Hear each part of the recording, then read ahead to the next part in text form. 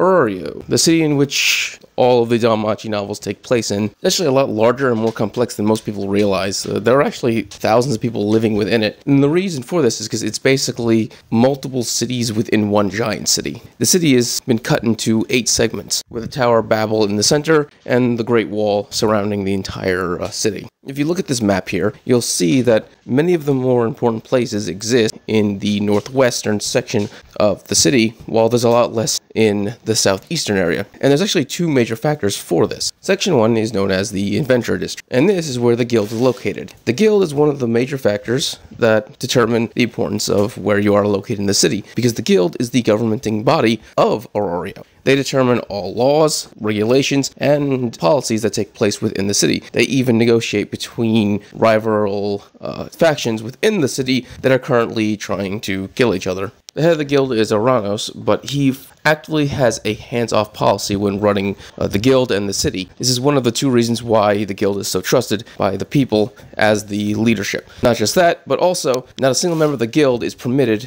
to be blessed by Oranos or any other god. It is so that a normal humans without any powers is in charge, so no one can be forced to do anything that they don't want to do. Basically, the adventurers and all of the familiars that have the power voluntarily obey the guild. And the guild is also extremely important for adventurers, because when adventurers go into the dungeon, they bring back magic stones that they took from monsters, or even drop items from monsters.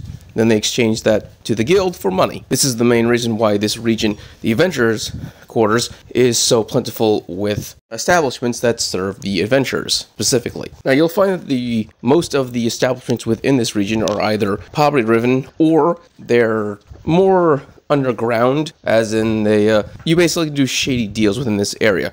The reason for this is because this is actually one of the worst areas to do business if you're trying to do business with adventurers, because the adventurers in this area either are just going to the dungeon or just came out of the dungeon, and they either almost died, maybe their friend died, maybe they're getting drunk, and so this area is very violent, is the best way to put it. And so that's why the businesses here are more shady or poverty induced, because it's just it's just not good to have drunken, angry, fearful adventurers who just had a bad day. But if you look carefully, the guild is right on the very edge of the Adventurers District, because right next to the Adventurers District is the Business District. That's where you would find the more richer, more profitable businesses that cater to adventurers for potions, magic items, weapons, etc., etc., etc. And the reason for this is because they want to be as close to the guild as possible, because the magic stones and the drop items are then used by these businesses to craft their, well, magic items and such to sell to the adventurers. And they also keep themselves out of the adventure district because they don't want to deal with drunken, violent adventurers. They want to deal with the adventurers and sell to them when they're at their most best behavior. So basically, when they have a day off and they're sober and they're just doing business, and they're not going around out of the dungeon pissed off or whatever happened that day. These businesses also like to be able to put up quests inside the guild, so that's why they like to have a close companionship with them. So this way, if they need specific items for their crafting or what, if you look closely, the 2 closest businesses to the guild are the Hephaestus weapon shop and the Deasec magic item and medical shop, and the Gabru Familia's both construction and weapons factory. And then what you'll find on the other side of the Adventures District is the Residential District. This is where the majority of the people and shops exist that aren't adventurers or have no connection to the adventurers. This is where you would buy your produce, your clothing, you know, day-to-day essentials. They're nice and close to the guild, but at the same time, they're as far away as possible, so where they can benefit from the powerful influence the guild has, but at the same time not be completely surrounded by adventurers, because once again, these are just normal civilian people. In fact, that is the main reason why the Host of Familia was set up in the adventurers' quarter, but on the edge next to the residential areas, because while at night it's a bar for adventurers, during the day it's a restaurant. Mami's most common customers during the day are women with their children.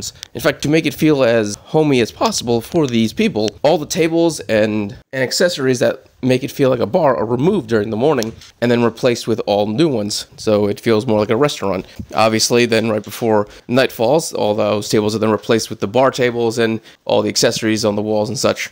So those ladies actually have to work quite hard. So yeah, the seat of power is located around the guild, so that's where a lot of the money and influence take place inside the city. Now, the reason why the southeastern region is the way it is because of Daedalus Street. Daedalus was a man that was alive 1,000 years ago when the gods first ascended to the earth. Now, He built the Tower of Babel, and he built many other structures because he was a brilliant craftsman, the greatest who ever lived. But when he entered the dungeon after getting his blessing, the inside of the dungeon drove him insane, because he realized that there was nothing that any human being could build that could compare to the beauty and wonder that was the dungeon. That doesn't mean he didn't try. One of the things that he built was a Daedalus Street, which is a massive multi-block area that is just a maze, basically. Like, it randomly has stairs going up, which then lead to a slope going down. If you want to go left, you got to go right. If you want to go up, you have to walk on buildings just to get on the road. In fact, there are some buildings that jettison into the middle of the road, so you have to walk around the buildings. It's ridiculous. There are also random dead ends. It is probably the most horrific place to live, because you will get lost easily.